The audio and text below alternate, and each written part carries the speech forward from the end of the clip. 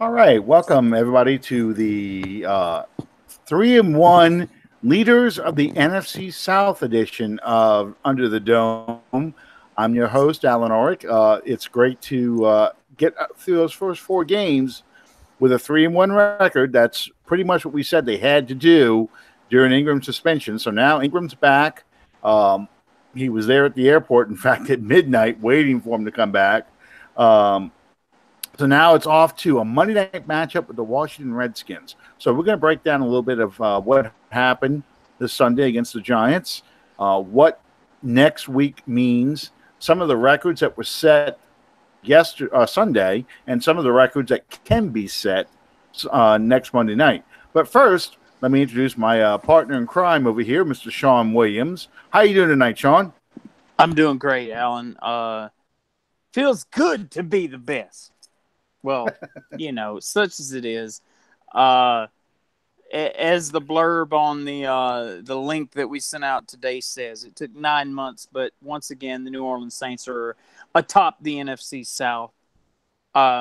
It's not without its struggles. It's not without its buts. But make no mistake about it, we'll take it.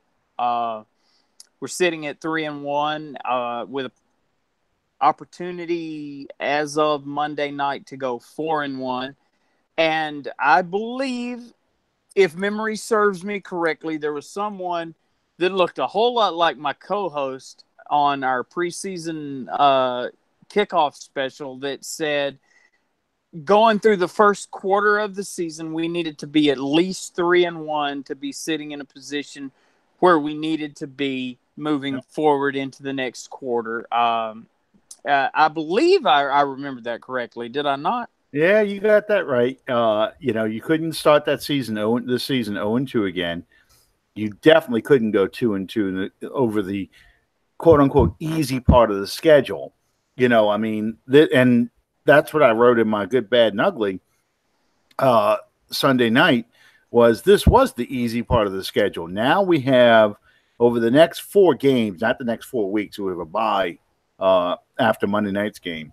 But over the next 4 games, here you're playing the Redskins, who are the top of the NFC East. You've got the Baltimore Ravens, who I believe are 3-1, just like we are. And that's a team we've never beaten under Drew Brees and Sean Payton. In fact, Drew Brees has never beaten them. The last person to beat the Baltimore Ravens as Saints quarterback is Jake Delhomme, who came in to fill in for Aaron Brooks back in 2002. And then you have the Minnesota Vikings, and both the Ravens and the Vikings games are road games. And I believe, yes, the Vikings game. Well, no, I was going to say the Vikings game is a Sunday night game, so that's a nationally televised game in Minnesota. And then you have the Rams at home. So, the next 4 games, you play a division leader, you play 2 teams which, which are expected to be in the NFC playoffs. And then you have the Baltimore Ravens, who, yes, they're 3-1, but this is a team that Drew has traditionally struggled with, especially in Baltimore. So these are 4 tough games. And once again, if you want to go on in the playoffs, at least maybe have a shot at that first or second round, first round bye, that first or second seed, you can't do any worse than 3-1 against these 4 teams. And this is a lot tougher than the Browns, the Falcons, the Buccaneers, who we saw on Sunday, are back to being Tampa Bay again, and the New York Giants. So this is a tough stretch coming ahead. Yeah, I watched the Rams and Vikings game the other night. I believe that was the Sunday night matchup. No, Thursday night. Thursday night, that's right. And defense didn't show up till Sunday. Yeah, the Rams look tough. I won't lie to you. I'm not willing to step back and say that I withdraw what I said. I still stand by what I said in our season kickoff. You may have He-Man and the Masters of the Universe in your starting rotation, but God help you if one of you get hurt, because your backups are what played in the Superdome down there, and we saw what they were capable of. But, for now, their starters are playing, and they're looking like the masters of their universe. They looked really strong against the Vikings the other night. Well, well, I was going to say real quick, one thing that surprised me was how poor both secondaries looked. Now, granted, the Rams had, I believe, both their starting cornerbacks out. No. Peters played. Talib is out. Okay. All right. But still, the Vikings were able to throw the ball and push the ball down the field, almost match them score for score. It was really the pass rush, Aaron Donald, that got to Minnesota and Kirk Cousins at the end. But they still had a shot to tie the ball game. And the Viking secondary, something happened in Minnesota's defense. And I want to say it began in the second half of the playoff game against the Saints. Yep. Minnesota's secondary has never been the same. We saw the Eagles exploit them, and we have seen now in back-to-back games the Buffalo Bills and the Los Angeles Rams exploit them. I think Cooper Kupp is still running through that secondary untouched. And the pass rush isn't as intense. Even Todd Gurley was getting a lot of strong, yards against really the toughest part of that defense was right in the middle. So I'm not saying by a long shot that the Vikings aren't the Vikings. The Vikings are still going to be the Vikings. And, Zimmer is a great coach, a great defensive mind, but, you're starting to see a little cracks in that armor. The Rams, on the other hand, I'm not so sure about. What's impressed me more than that all-star defense is the fact that Jared Goff is picking right up where he left off. And that was something I didn't think was going to happen. I thought maybe there might be some regression with Goff, but no, Goff is showing that he is on an increase, a growth spurt, and he is becoming more and more the focal point of that offense. It's not just safe throws underneath. He's willing to stand up there and push that ball downfield. So Saints are going to have a heck of a challenge, but we've got a lot of ground to cover before we start talking about the Rams. Yeah, first things first. Looking back on win number 3, our trip to the Meadowlands in New Jersey to play a team from New York. I would like to think that regardless of the caliber of competition, that the defense is beginning to get it, if that makes any sense. They're beginning to show signs of life, whereas against teams that previously were considered also-rans, a.k.a. the Cleveland Browns, prior to the second coming, Baker Mayfield, being inserted into the lineup, they looked marginal. It doesn't look like, if you remember, once again, I keep alluding to this, but going back to our season kickoff special, I said I picked the Saints to be in the Super Bowl, but I did it with the caveat that this team's success would be dictated by the success achieved by the defensive unit. And I believe that, all things considered, that really has bore out over the first quarter of the season now, because you saw a team that was defensively inept against the Buccaneers, and yet you're still down to the last drive in that ball game. Against Cleveland, basically defensively inept. A game that Cleveland never should have been in a little over a minute, and they have the ball on the 20-yard line, and one pass puts them at the 50, and the next pass goes into the end zone. That's not the defense that we saw in the second half of the Minnesota game last year in the playoffs. that's not what this defense has been about. And we've been over that multiple times. I'm not going to rehash that.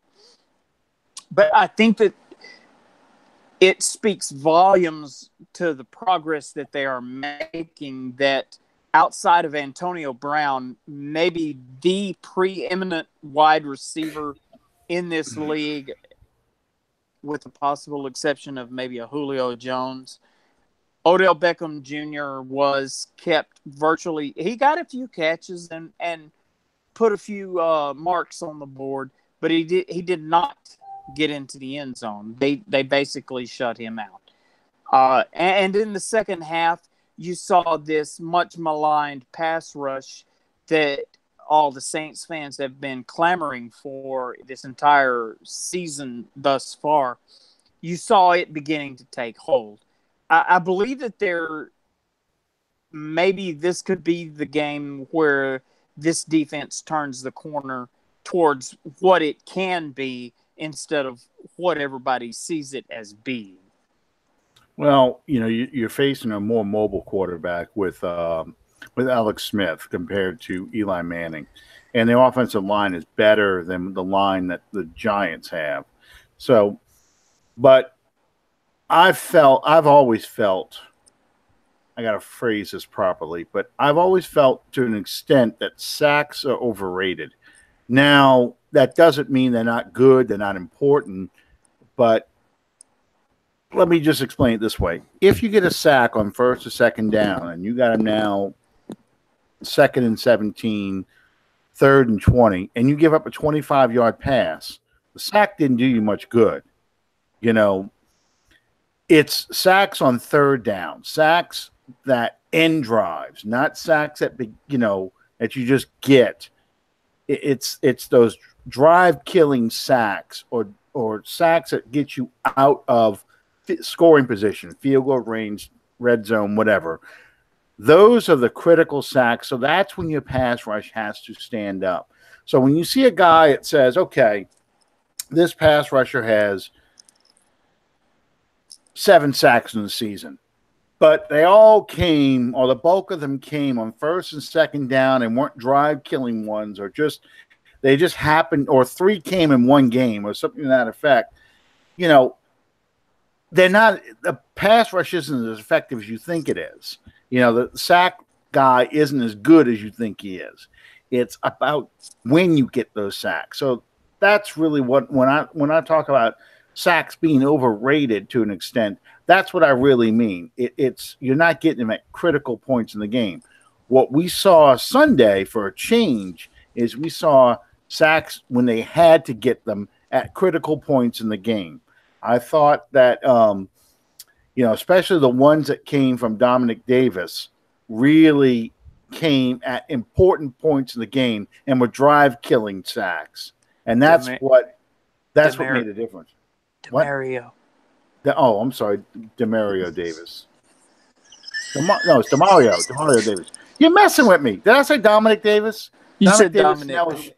Yeah, that's an LSU player from way back when. I'm sorry. You said that, and I was like, wait a minute. I'm sorry. I need a roster. Yeah, I'm sorry. That's me. Too many names that sound alike start running through my head, and I start talking about players from the past. But anyway, I thought his were critical plays. I thought Davenport's play to stop the running game when he went after Barkley. Yes.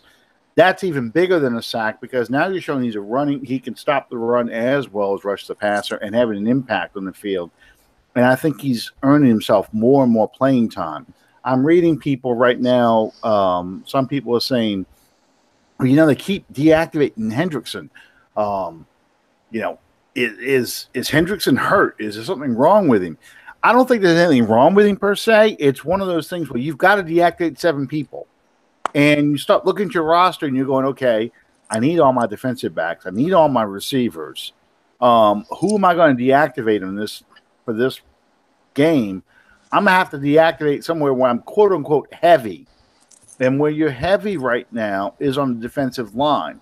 So I think that's why he's getting deactivated. because they're activating more offensive linemen. They're activating all the receivers. They're activating all the running backs. I think when you start, now that Ingram's back and they're going to get rid of some of these running backs, you're going to start seeing Hendrickson work in more and more. But I'm very optimistic about the play of Davenport and what he has been showing. I think he's earning more and more playing time. I believe that Hendrickson may find himself on the outside looking in if Davenport continues to play the way that he's playing. And I'll be honest with you, going into this game, Odell Beckham Jr., he's always a threat, and I allow that. But he wasn't nearly the focal point concern to me going into this game that Saquon Barkley was. I was surprised how the Giants took Barkley out of the game for us. Yeah. They didn't try and feed him the ball more. They didn't try and get ball in his hand more. Now, the Giants' game plan was pretty simple and actually played to his strength. Their game plan, because their offensive line is so bad, was for Manning to do the 1-2-3, get rid of it kind of approach. Even if he was in the shotgun, he was getting rid of that ball in less than 3 seconds. I mean, you saw Tony Romo put the timer up, and that is when you do things like that, that is getting rid of the ball in the flat. That's why I think I wrote, or I may have said to you off the air, I thought the Giants their game plan was to attack the Saints horizontally. In other words, a lot of passes out into the flat, a lot of passes underneath, trying to get between the secondary and the linebackers in that area right there. Get the linebackers to suck up and just kind of dump it off and try and get yards after the catch. And that played to our strength because in the 4 games that we've seen, especially against the Rams, the Browns, and the Buccaneers, those teams tried to attack us vertically. It was a lot of, go routes, takeoff routes. Try and isolate the cornerbacks one-on-one and throw it deep and make those cornerbacks chase your receivers. The Giants didn't have time to do that. And I think that's why Beckham was so frustrated, because they were putting him in the flat. And then, you saw the run where he tried to reverse his field and he got a close encounter with Cam Jordan. You remember that play? Yeah. Yeah, that kind of took the wind out of his sails after that play, and I think that's when he threw his little temper tantrum on the sideline, throwing the helmet down and stuff like that. But well, I tell you what, if Cam Jordan hit me, I would probably have a similar reaction. Yeah. But, I think that this could – I said going into this that the biggest weakness that I could see to exploit possibly was the fact that the New York Giants offensive line was probably the worst in the league. And that could create an advantage for our secondary, who has been under siege for the entirety of this young 2018 season. That could allow our pass rush, which has also been very much criticized, could allow them time to do a better job of what they're doing. And I think in the second half of that game, that began to bear out, because you saw Eli beginning to get rushed. He was starting to get hit. He got sacked. And, I know Eli is a hometown boy. You hit Eli 2 or 3 times, and you need to call the CIA and find out where he's passing to. They're gonna have to put it on the global imaging system to find out, because and it's not so much against the Saints, but I've seen him play against the Cowboys, against the Redskins, against teams that know him well, and they know that if they rattle his cage, he gets a bit erratic. And sure enough, when the Saints began to close in on him and really put pressure on him, he got erratic, and the passes weren't there. Even when he had time to throw, he rushed his throws, and they were not accurate at all. Well, and again, it's because he couldn't attack. He couldn't go vertical, and that's what really hurt him. The inability for them to have the time to set up to go vertical on the Saints, and that's why I'm very optimistic that the Saints played a good game, and they seem to be playing better on defense. But they're just another game away from looking terrible again because they have to show they can take away the deep ball. Yeah. And that's what I'm still waiting to see. And Alex Smith is going to push that ball deep, and Alex Smith is somebody who can run himself. So it's going to be important to contain and keep him in the pocket and make him play the 1-2-3, get rid of it game. And I don't know if we can do that, but we're going to have to do that. I remember two games that the Saints played against Alex Smith. One was 2, maybe 3 years ago when we played in Kansas City. Yeah. The game we should have beat their ears off, and 900 penalties in like the first 3 possessions, and we blew that one wide open, and Kansas City won. And then the other one, which on this program we refer to as the game that shall not be mentioned. We're not even going to go to 2011. Yeah. So that's the challenge. But I mean, that's the challenge. I mean, when Kirk Cousins was quarterbacking the Redskins, Kirk Cousins is not a mobile quarterback, so you could keep him in the pocket. Alex Smith is a lot more mobile, so that's the big challenge this week. And we saw some things that were rather disturbing that have cropped up a couple of times in previous games. Not so much the Atlanta game, but in the Cleveland game, we saw this.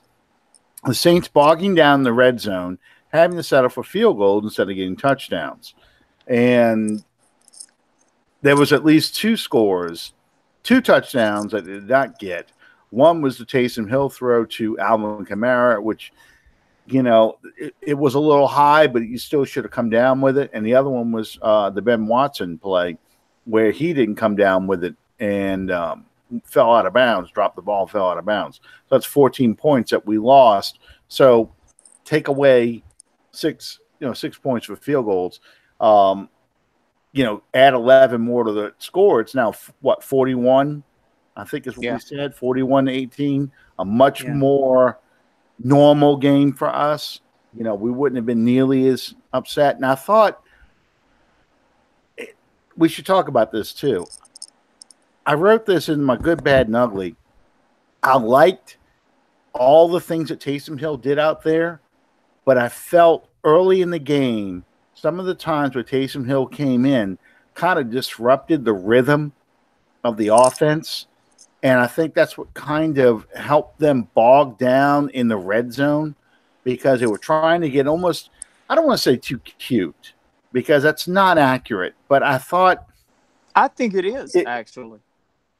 Well, I just thought it was kind of, I know why Sean Payton did this.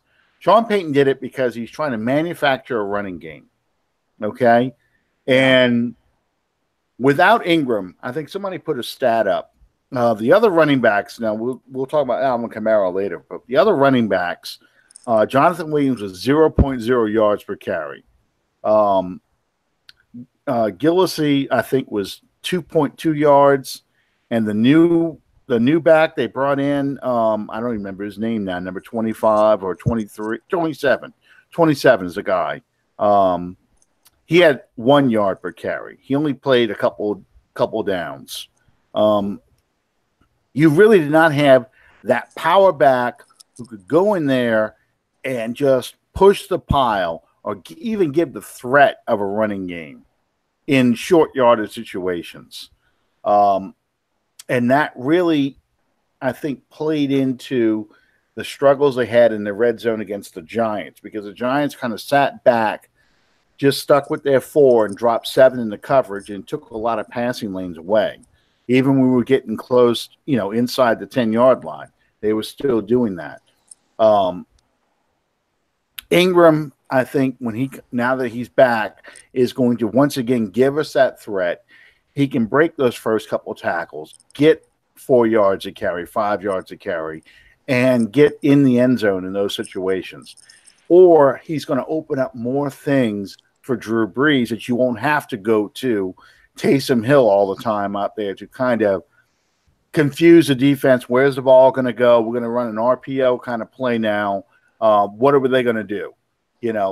That's a little bit played out now. It's more about finding different ways to get the ball in Taysom Hill's hands. I get it. And you know me, much like yourself, I'm somewhat of a purist when it comes to stuff like this. And when I see Taysom Hill line up in the shotgun formation, the first thought that pops into my mind immediately is, why in the hell are we taking the ball out of a first ballot Hall of Famer hands in a goal line situation? That's just me. I get it. I see what he's trying to do, and I remotely understand the concept behind it.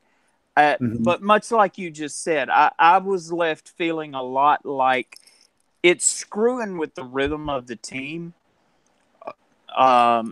You get in the red zone, and Drew Brees feels like he's got 6 plays to put it in the end zone.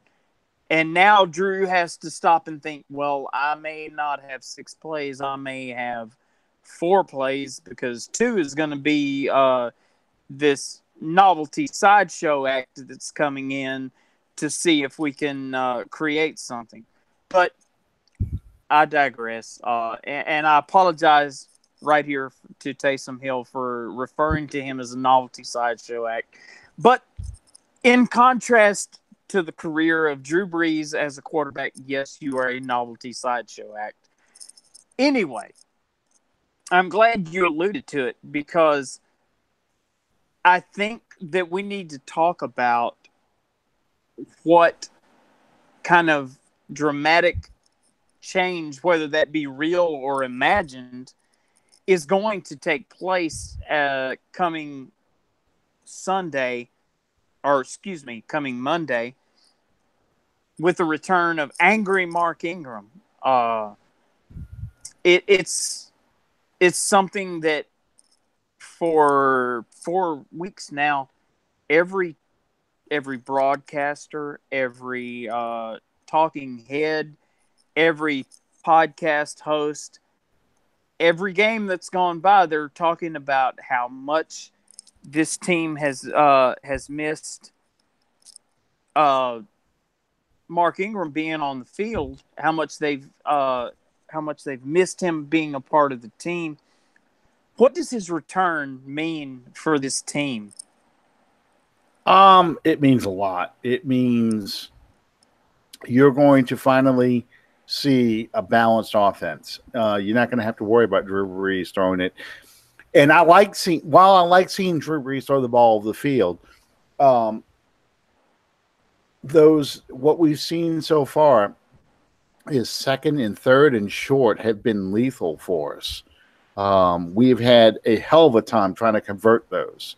I think we were terrible on third down. Was it against Cleveland? I'm trying to remember now. I want to say it was Cleveland. We were terrible on third down conversions. And we were 3rd and 4 or less a lot of times.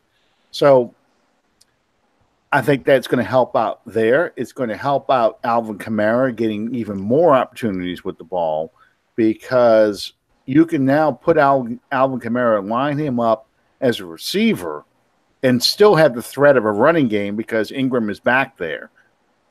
I think you're going to find Drew Brees has more time to start pushing the ball down the field, because Mark Ingram is your best pass blocker as a running back. A lot of people were kind of upset with with the Saints not employing or getting the ball more to Tre'Quan Smith, getting the ball into the hands of Cameron Meredith more. And I think we're starting to see them get involved more in the offense. But I also think there's not enough time for Drew to get, take those deep shots. I saw some people talk, my favorite people, the Drew Brees arm truthers, try and point out that, Drew's arm's weaker. He's having trouble getting the ball, pushing the ball down the field.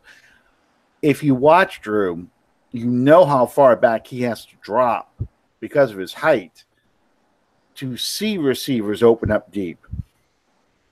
Traditionally, what Drew likes to do is drop back, then he starts to slide up just before he does his launch to really push the ball downfield. Well, if he's also concerned about the rush and his clock is going even faster, he doesn't have time to take that little slide or that little hop step up, where he can get in that position where he can really launch it from deep, down the field, because he doesn't have Ingram in there picking up the blitz.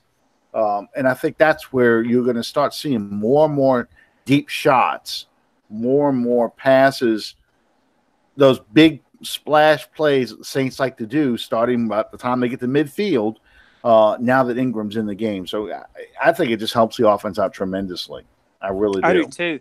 I think that you get back to the offense that you saw there again, going back to the second half of the Minnesota game in the playoffs. You get back to, you pick your poison. You've got to stop Mark Ingram, and when Mark Ingram gets tired, you've got to stop Alvin Kamara. And the other thing, real quick, I'm sorry to interrupt, but the other thing to watch for is Andrus Peat came back, and he played the whole game against the Giants. He didn't play against the Falcons. He only played a little bit, I believe, against the Browns. And he left early against the Buccaneers. So we saw Andrus Peat the whole game. Well, with Andrus Peat, a healthy Andrus Peat next to a healthy Teron Armstead, that's something else to watch for, because that's where Ingram likes to run the most, behind those two guys. So that's something else to help out. But I'm sorry, go ahead. I forgot where I was going with that. Oh, you were just talking about, Ingram's impact on the offense. Well, it's not, and, some people get this, some people don't. It's an impact that's even beyond on the field. You've got the impact that he made on Alvin Kamara in his rookie season. Ingram could have handled that much differently. He could have looked at Alvin Kamara as a man that was there to take his job and completely shunned him, completely zoned him out, but he didn't. And I think you saw the benefit of that being what you saw every Sunday. He welcomed him in. He was like a big brother to him.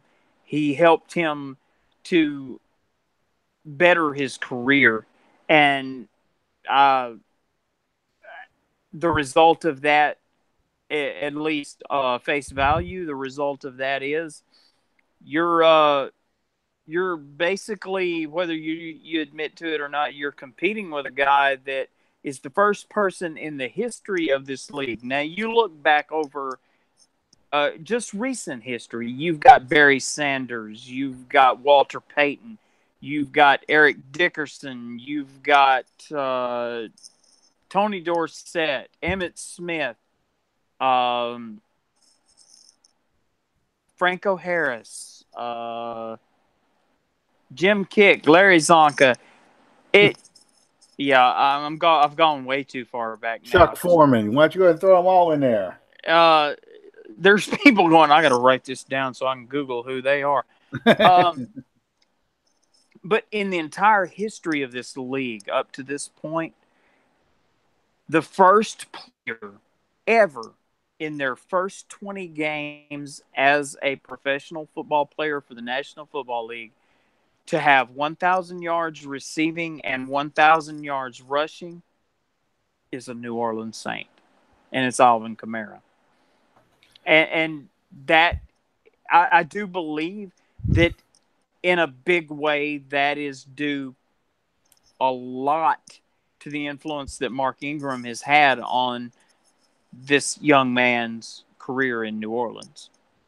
Well, yeah, and he worked out hard because he knew he was going to have to carry more of a load this year.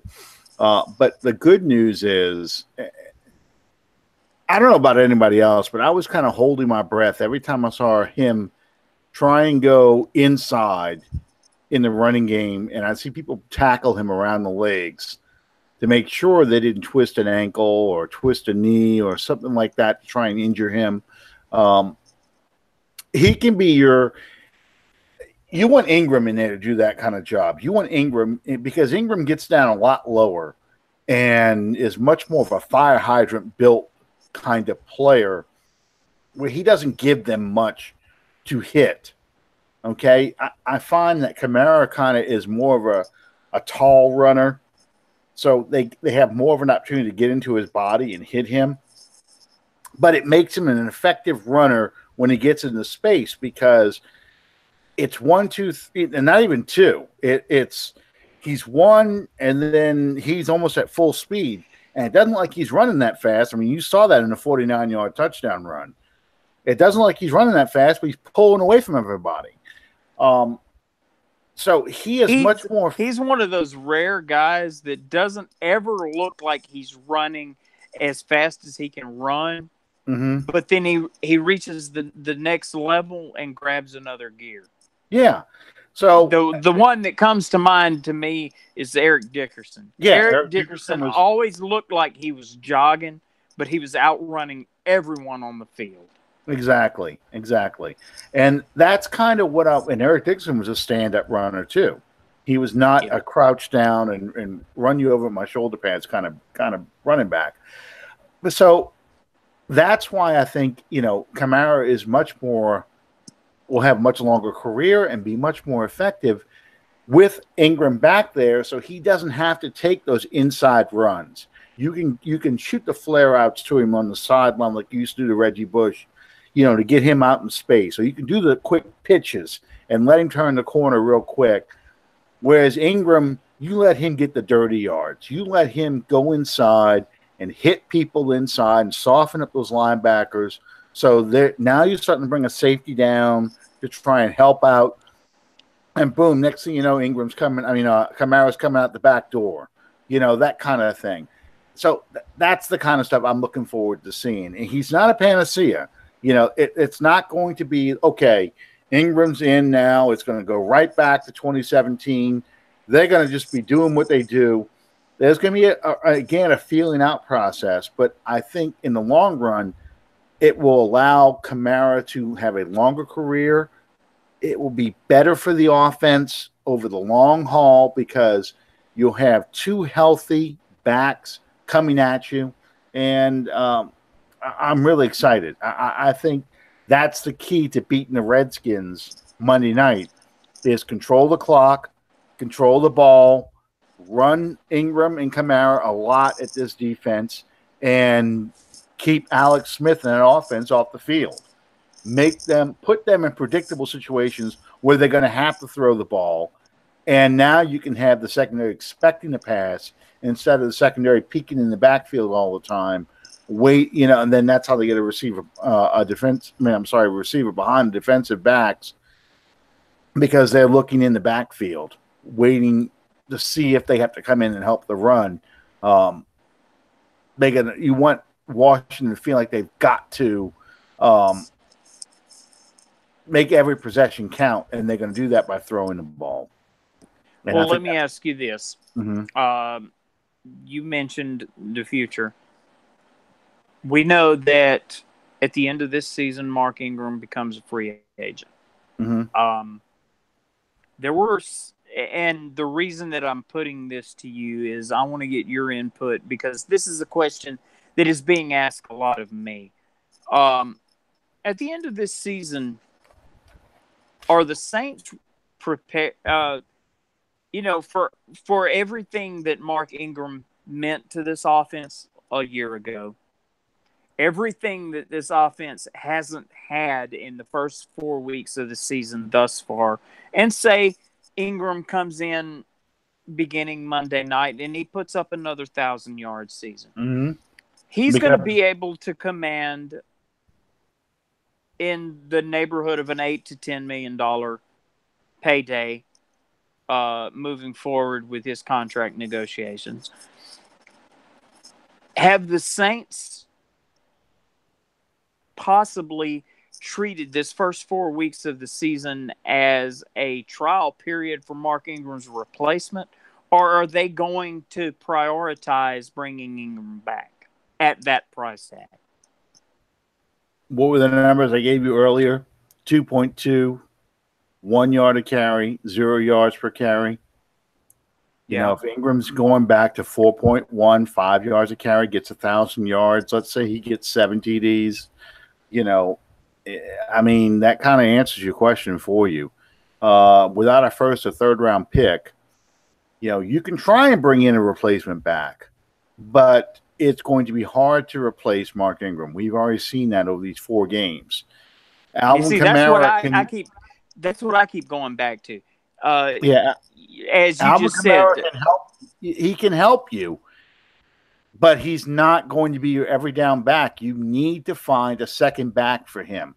This is an era of football where you have to have 2 or 3 running backs on your roster.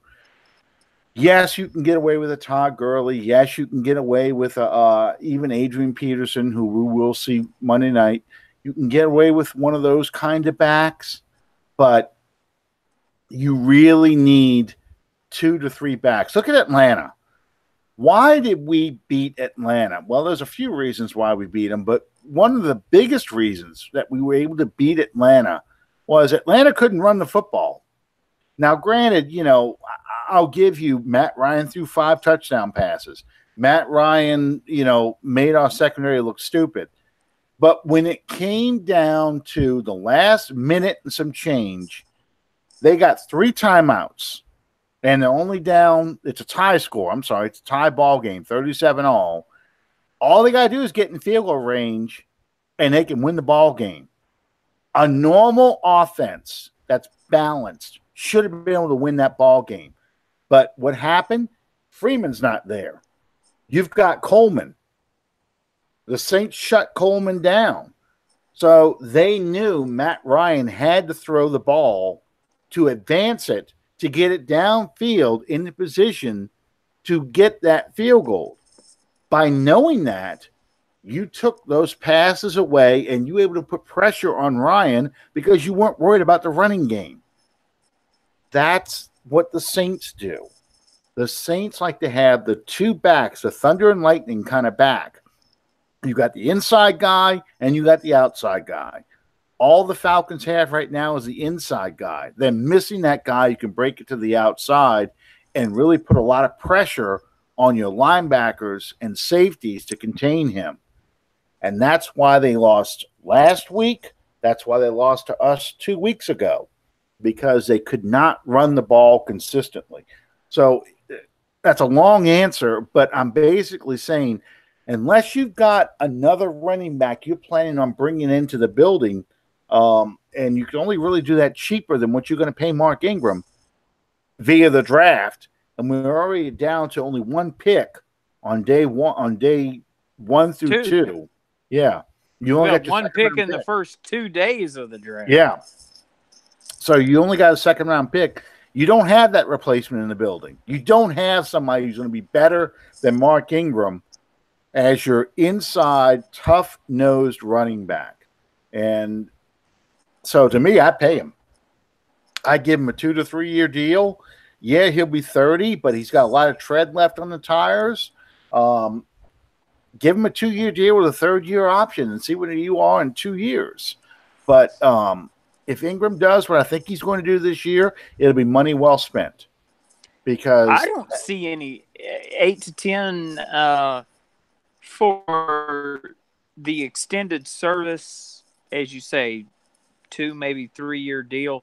You're extending him, and you're talking about what prior to him signing that deal, in all likelihood, is going to be your franchise leader in rushing yardage. I don't see that as blown money. I see that as an investment. As you said, as you alluded to, you got one pick in the first 2 rounds of the draft. You can, if you want to see what any running back that you're going to get beyond the second round of the draft is going to wind up being for this team, look at Boston Scott. You don't bring a resume into an NFL team, you're not going to be a starting / rotational running back in this league. Mm-hmm. Very, very, very rarely does that ever happen. He's an unselfish player. Yeah. He is a guy, like you pointed out earlier when you started the discussion about this. He could have easily been resentful of the fact that Alvin Kamara is on the team. He could have given him the cold shoulder. They could have been fighting over carries and touches. That's what Brandon Cook had that problem, with Michael Thomas coming in, closed mouths don't get fed kind of thing. With Ingram, no. I mean, he's been sharing carries his entire career with New Orleans. He was more than willing to share carries with Kamara because he felt the more weapons Drew had, the better everyone was going to do. And that's the kind of player Sean Payton wants. So I think that's another plus for Ingram, why you keep him. Because it's hard to get a player who feels that way, who's willing to share those kind of touches. So, it's a no-brainer. You've got to keep him. Yeah, I don't see any scenario like you. I mean, you made the point for me earlier. You've had 4 games now to entertain the thought process of what happens if we don't have Mark Ingram. And the only thing that anybody can talk about is how much this offense misses Mark Ingram. Mm-hmm. Case closed. That's all that needs to be said for that. I mean, you can try, and somebody could say, well, what about Kerry Robinson? What about Chris Ivory? Okay, you could try and get those guys too. You can try and find one of those guys come in. One of the reasons why Chris Ivory, one of the reasons why Kai Robinson and Pierre Thomas came to the Saints is because they knew they had a shot at becoming a starting running back for the Saints. They would pass up other teams to come to us because they knew we gave undrafted free agents, a shot. With Alvin Kamara on the roster and with a Mark Ingram on the roster, it's hard for those backs to say, okay, where's my spot going to be? Where am I going to fit in this thing? It's not the same as it was even when you had a Darren Sproles and Pierre Thomas on the team. There's no backs are like, I don't know if I'm going to be able to fit on this team. I might go somewhere else where I have a better shot of making the roster than this one. Well, so that's the other thing. It's the same thought process if you look at the wide receiver core. You had a very high-priced free agent that you brought in Cam Meredith. How many catches does he have at this point in the season? Now, it's worth noting that, yes, Drew Brees has gone to Michael Thomas way, way, way above average number of times. But, call me stupid, but if he keeps catching it, I'm going to keep throwing it to him.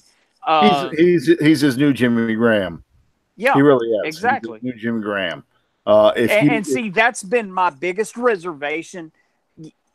I'll take a win every day of the week, twice on Sunday, 3 times on Saturday. I'll take a win no matter what.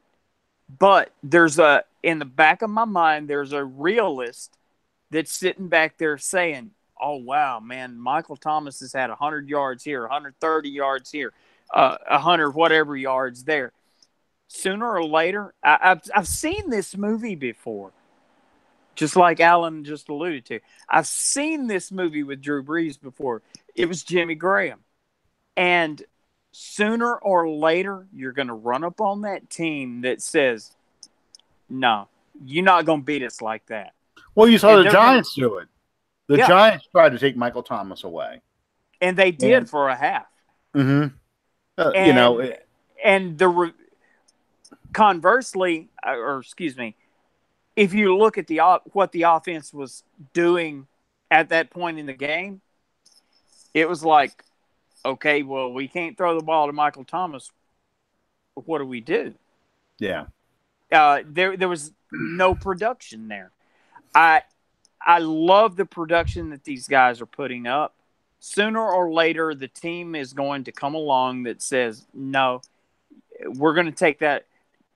Prime example, if you play the New England Patriots, what is the one thing, first and foremost, top of the list that Bill Belichick does? Yeah. He takes away the biggest weapon that you got. Mm-hmm. You may beat us, but you're not going to beat us with Michael Thomas. Yeah. Okay. Well, Cam Meredith has caught 3 passes all season. Maybe he can do it. Traquan Smith has been targeted 3 times and caught 1 pass all season. Maybe he can do. I would like to see a little more of the diversification that Drew is known for.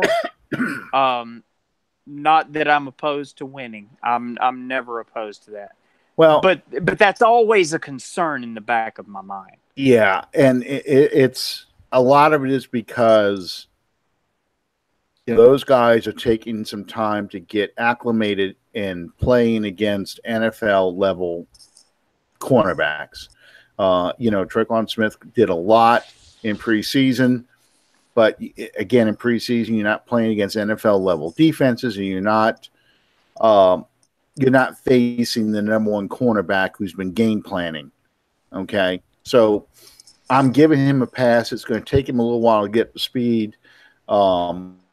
Not like me and my Thomas. Not like me and Marcus Colston. I'm just looking up as we were talking, or as you were talking a second ago. In 2006, Marcus Colston had 115 targets. He caught 70 balls for 1,038 yards and 8 TDs. 2007, 143 targets, 98 balls, 1,202 yards, 11 touchdowns. Now, 2008, Colston got hurt. He only played in 6 games. But you can see that, Colston, again, 2009, 107 targets, 70 receptions, 1,074 yards, 9 touchdowns. You can see Colston was his favorite target for a lot. But you saw those other receivers beginning in 2008 when you started seeing guys like Lance Moore start to pick up slack. You started seeing even Robert Meacham in 2009 come up. Yes, Devery Henderson a little bit more. Michael Thomas so far, he's had in 2016 he had 121 targets, 92 catches, 1137 with 9 TDs. 2017, 149 targets, 104 catches, which set a Saints record. 1245 with only 5 TDs. So I think what you're going to see is as Breeze gets more comfortable with his other receivers, the targets will go down. He's had 44 targets. He's caught the ball 42 times, which is just, it's mind-boggling. That's his catch percentage. He's only dropped 2 passes. Well, I mean they said the other day, 4 games into the season, Breeze is completing above 80% of his passes. I've been around this game for 40 plus years. I don't ever remember hearing that before. Right. So, he's throwing the ball a lot to Michael Thomas, but at the same time, Michael Thomas is catching a lot of these passes he's throwing to him. It's not like he's trying to force it to him. So, and I haven't said this all year, and I'm going to say it, and I'm going to be able to come back a week from now and say I shouldn't have said it. No picks. Oh, not one. I've been trying not to think about this, and you brought it up, and I'm just not thinking about it because I don't want to hear it. Yeah, yeah, I know. And you're gonna see Josh Norman on Thomas a lot this Sunday too. They're gonna try and use Josh Norman to take away Michael Thomas and make Breeze go elsewhere, and that's why you're starting to see more catches by Ben Watson. They're starting to get Austin Carr more involved, that kind of stuff. You're gonna see, I think, as he gets more time to throw, more time to survey the field, and begins to develop more of a trust with these other receivers, you're going to start seeing the ball get spread around like it did. I mean, he really did hit. I think he hit 11 different receivers on Sunday. So he is doing it. Zach Line has caught a touchdown pass. Yeah. I mean, he's spreading it out. But again, that's the role of Ingram improving the offense. There'll be more opportunities for other guys. It's just right now, I'm going to my go-to guys. I need to get a conversion here. I'm gonna go to Michael Thomas because that dude can get me my first down. And that's where we are right now. It's just like you were with Graham. You went to Graham because you knew Graham was probably going to catch the ball and Graham was probably going to do something good with it. So, as much of a concern as it may have been, I could always take solace in the fact that if there's anybody that I have to depend on in that pocket with the ball in their hands, knowing that he can't go to this guy, he's got to find someone else to go to. It's Drew Brees. Mm-hmm. Which brings us to our final point tonight. We would be terrible hosts of a New Orleans Saints podcast if we did not allude to the inevitable, what very possibly could happen in the first half of the game Monday night. Primetime audience, the Saints always deliver in primetime. That used to be the saying. It's looking like, in all likelihood, that at some point during the game on Monday night, the all-time leader in passing yardage in the National Football League is going to be a New Orleans Saint. I'm still trying to wrap my mind around that reality. Before we get to talking about Drew, though, did I mention Kamara's record already? No, you did not. First running back in the history. Yeah, I did. First running back in the history of the league in his first 20 games to have 1,000 yards rushing and 1,000 yards receiving. That's never happened before, and that was a New Orleans Saint. Michael Thomas, most catches in the first 4 games of the season ever by anybody is a New Orleans Saint. And now the holy grail of all quarterback records, passing yardage, is going to be wearing black and gold and have a flower on the side of his head. Wow. Who would have ever thunk it? Well, and that's one they kept talking about over and over again was that, Drew Brees, when his first game, he was at Miami when they put Dan Marino in the Ring of Honor, and he was thinking to himself, God, I hope one day I can at least be put in the same conversation with Dan Marino. And here he is, he's about to pass, Peyton Manning as the all-time passing leader. And I was just looking up something here, too. Unfortunately, he who shall not be named in New England is up by 1 touchdown, career touchdowns over Drew Brees. Brees is at 496 because he didn't throw any Sunday. Brady tore apart that Miami Dolphins 3-0 record and threw, I think, 3 touchdowns or 4 touchdown passes. So he got ahead of Brees by 1. They are both do some quick math. They didn't tell me there's been math on this test. Peyton Manning's at 539. So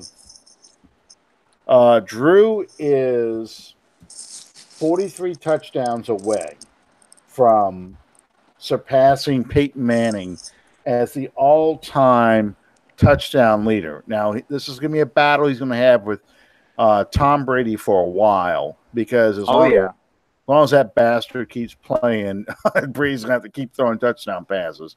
And well, I mean, if Drew Brees played against junior high teams every Sunday, I'm sorry. But here's the thing. This is what kills me, okay?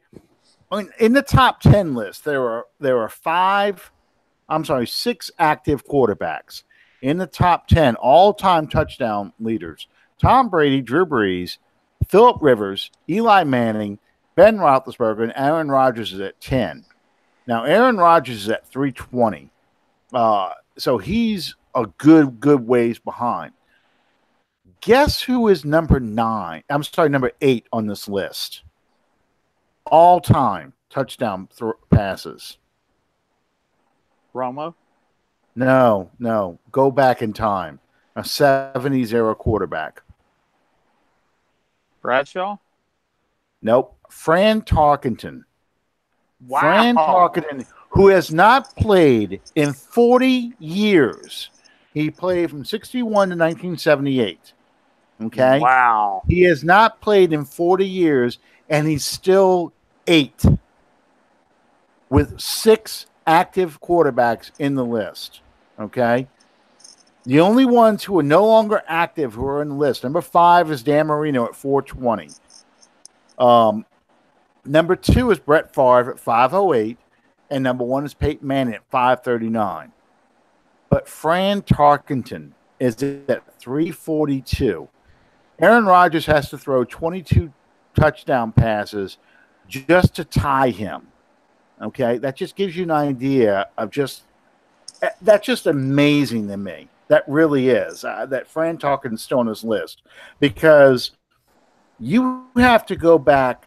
John Elway's 11. Carson Palmer is 12. Warren Moon, who, in my opinion, threw the prettiest football in NFL history, is 13. Johnny Unitas is 14. Wait a minute. Carson Palmer is ahead of Warren Moon? Yeah. Yep. What kind of world are we living in? I'm sorry. Well, keep in mind, Warren Moon, you've got at least 5 years of the CFL that's not in there. And Warren Moon's career after he left the Oilers became really more of a backup guy. So even though, after the 93 season, 94 season, I want to say, you started seeing Warren Moon for the next 6 years bounce around from team to team to team, and he's constantly getting replaced by somebody else. So, yeah, Carson Palmer was a starter his entire time he was in the league. He was a starter for the Raiders, starter for the Bengals, starter for the Cardinals. And he also plays in a more pass-friendly era, even though Warren Moon did play in the run and shoot. But, yeah, and then kind of rounding up the top 20, Unitas is 290. Vinny Testaverde, 275. Here's a surprise. Joe Montana is 273. I think that maybe the most shocking name that you've mentioned so far, and going back to what you were saying about Tarkenton, is the fact that Unitas is still on that list. Yeah. Unitas hasn't played in 45 years. Yeah. Wow.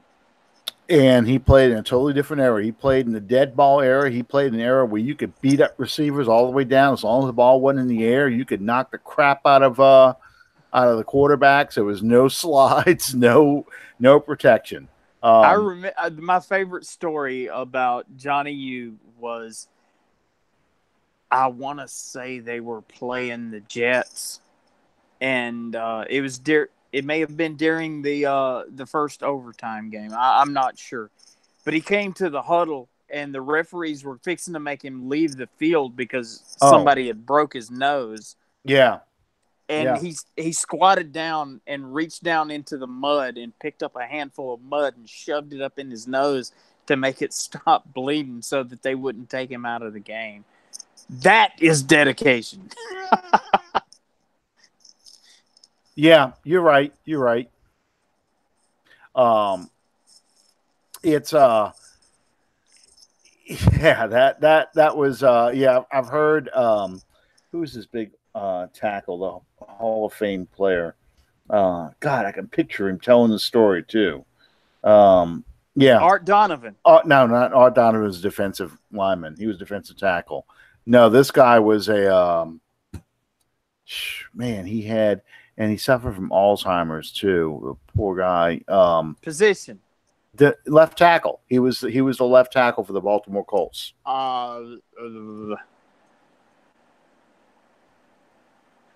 Okay.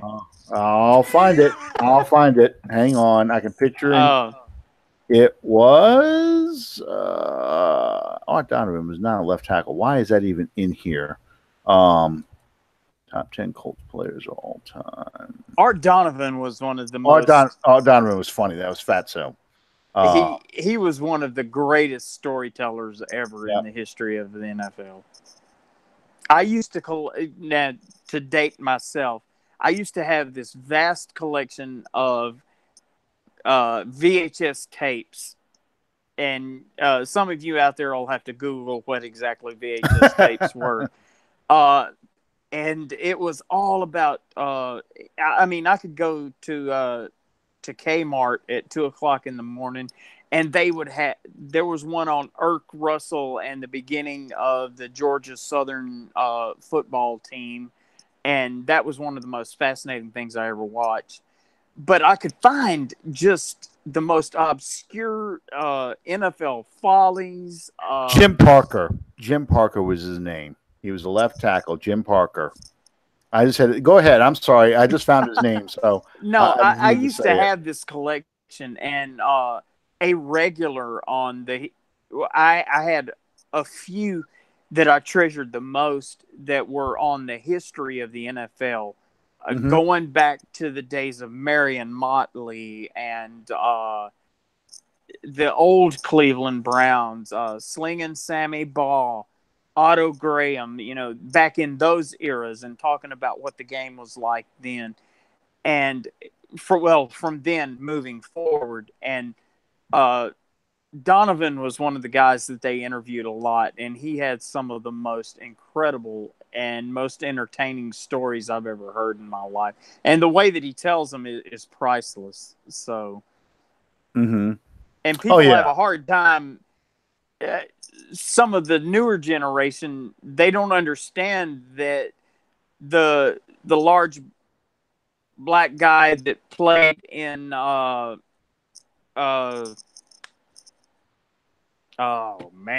Steve Guttenberg Police Academy movies. Oh, Bubba Smith. Yeah, they have a hard time believing that he used to play football.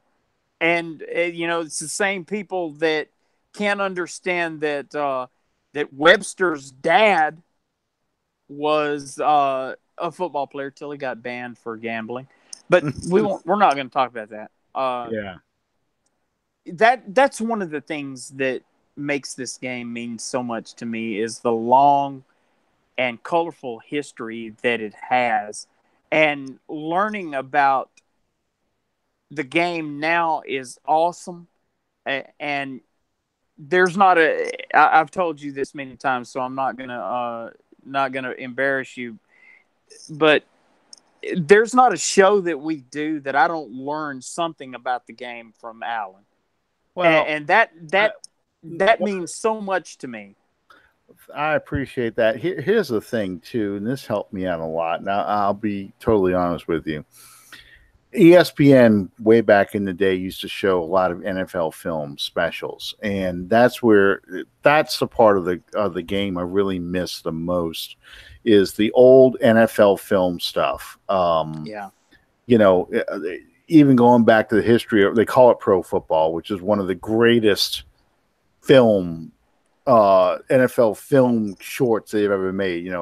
That just John Facenda's voice. It starts with a whistle and ends with a gun. That's where you see all the famous lines. 1 ton of muscle with a 1-track mind. down in the dirt, the lair of the lineman. Just the whole the drama. The music they used to play and that kind of stuff. I like film, and I look at film, and I'm talking about movies. I look at film from camera angles they choose, and editing, and the music they put with the film, and all that stuff. And you got that with NFL films. It was Sam Spence's soundtrack to those films that really just iced it for me. Everything's in slow motion, and it's so dramatic, and things are timed.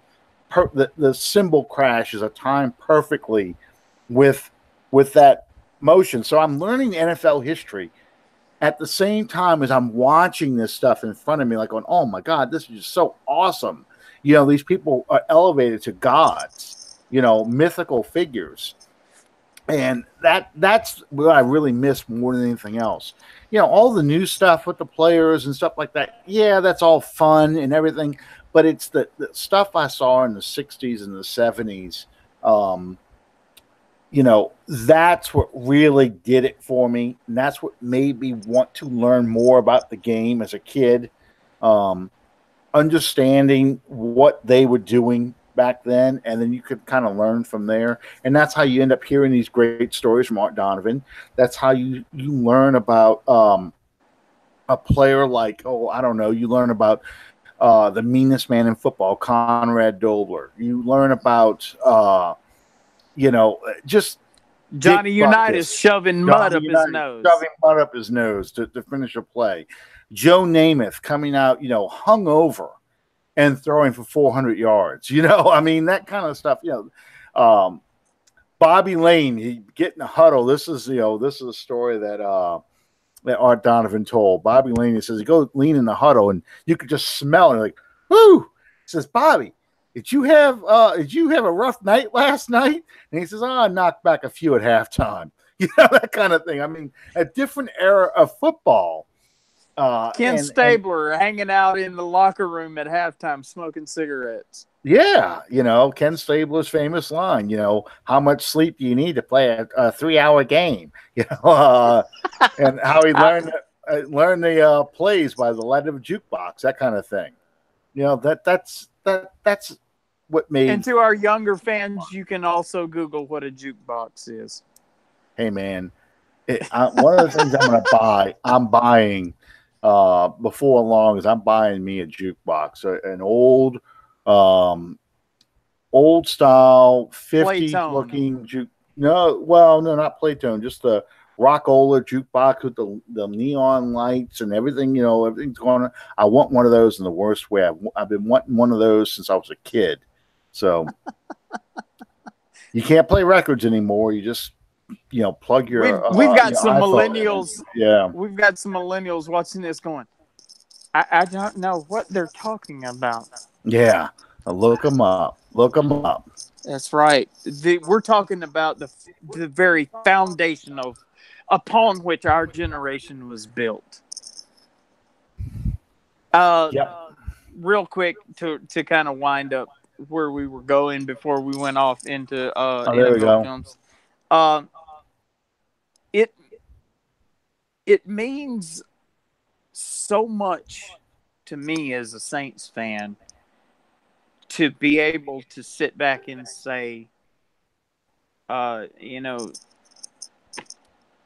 greatest quarterback to ever throw the ball in terms of throwing it for yardage was a New Orleans Saint. And in all likelihood, he's going to retire a New Orleans Saint. Mm-hmm. And, the fact that he went to the Super Bowl and won a Super Bowl as a New Orleans Saint, that's awesome.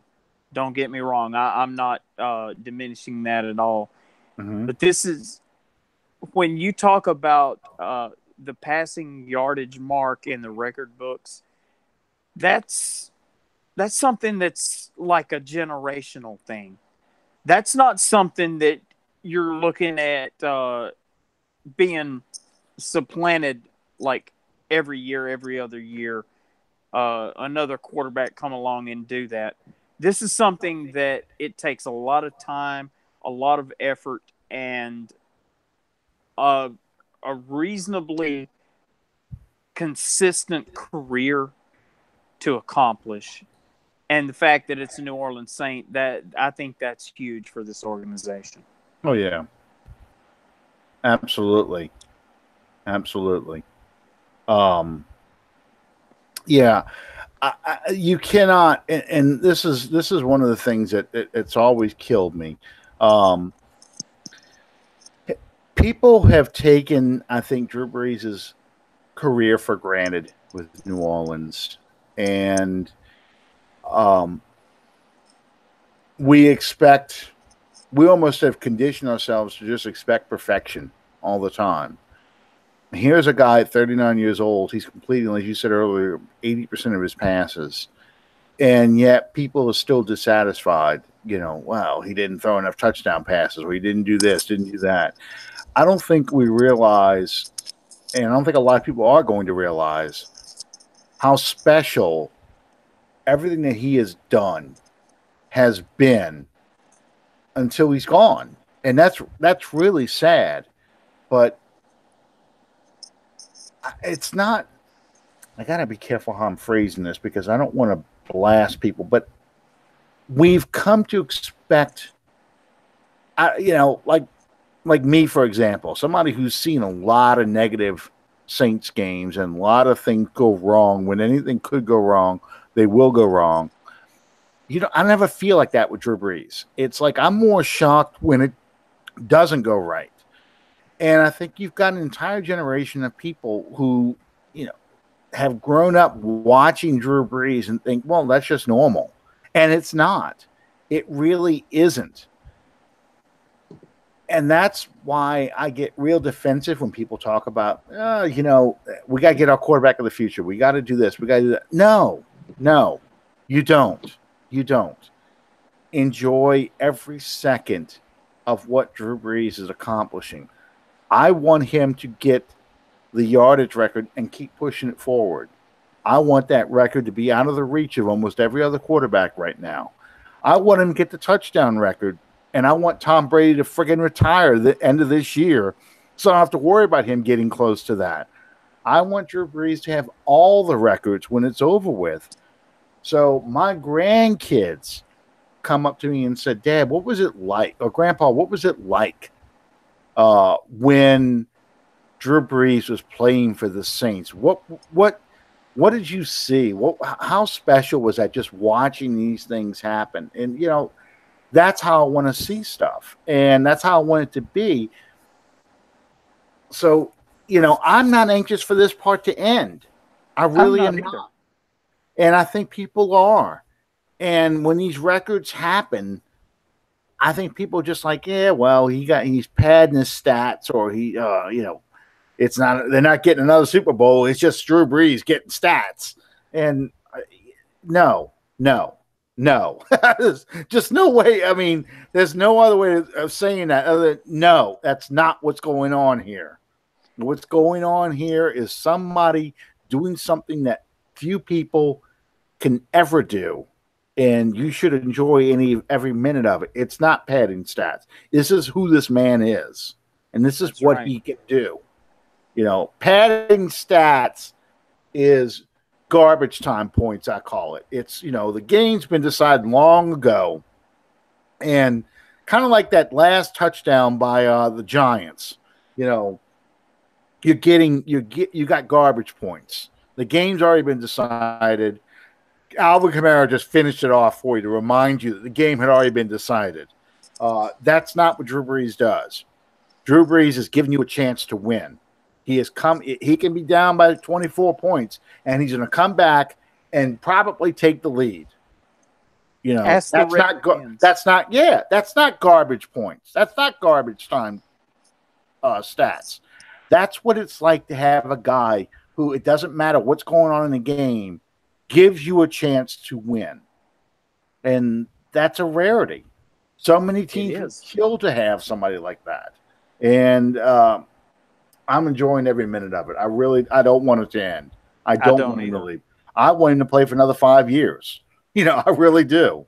It's not about getting a Super Bowl for me. I just want to see another 5 years of him playing at this level because I'm not ready for it to go away. And that's what drives me, at least as a fan. So yeah, I agree. We went way over time. We never even paid the bills. Do you realize that?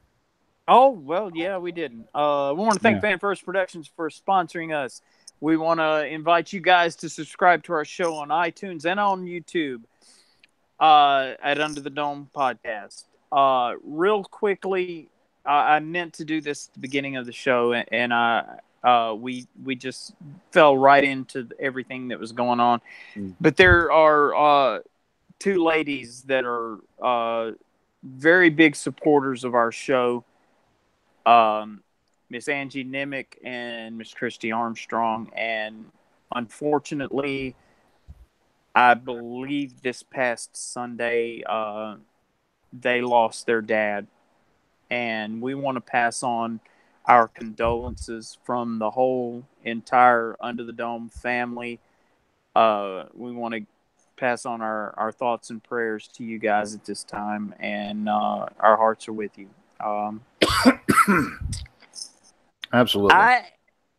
Everybody's looking forward to Monday Night Football and the record breaking and all that.